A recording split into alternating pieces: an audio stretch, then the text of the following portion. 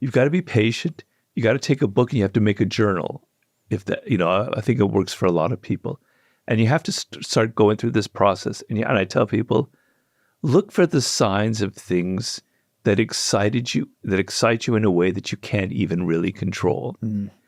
Because we live in a culture that is so damned rational. Everything is an algorithm. Everything is generated by data. But this is a feel. This is not data. This is a feel. This is an intuition. This is something that excites you in an intuitive way. And there's no algorithm in the world that I could invent or any genius could invent to help you find that. It's a feel. It's subtle. It's inside of you. But if you can't go inside of yourself, if you're so not into looking into who you are, all the advice in the world will be useless. And I tell people that I can't help you unless you're willing to go through that process. And some of that examining is tough. Some of it is, I had a rough childhood. Yeah, I had these fantasies, but they weren't necessarily positive. You're going to come upon negative things, And I had a lot of negative things in my childhood too.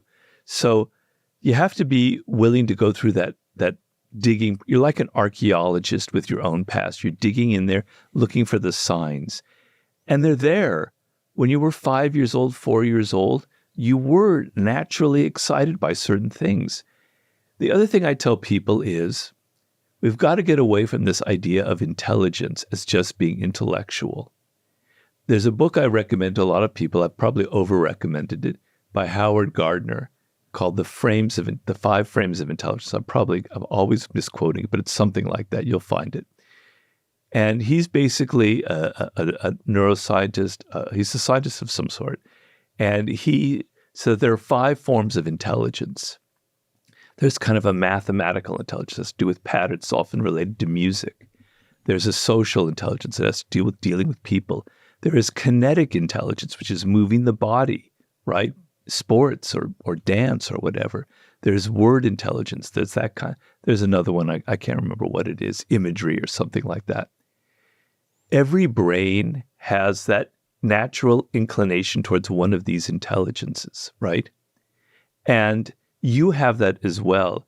I compare it to like a grain that's inside of you, and that you have to move with that grain. You have to find it. And it's one of these forms of intelligence. You have it. Yes, you can have 2, but if you have 2 or 3, it starts, I don't know, you're going to get a little bit lost. You're a polymath, and that maybe you're a genius, or maybe you're just confused. But you've got to find that one thing, right? And if it's sports, if it's dance, that's intelligence.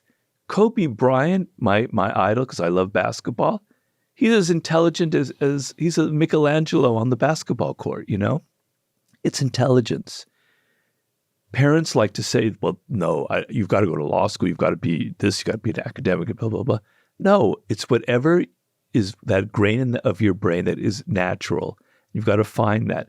And so don't think in terms of, I want to be this specific job or whatever.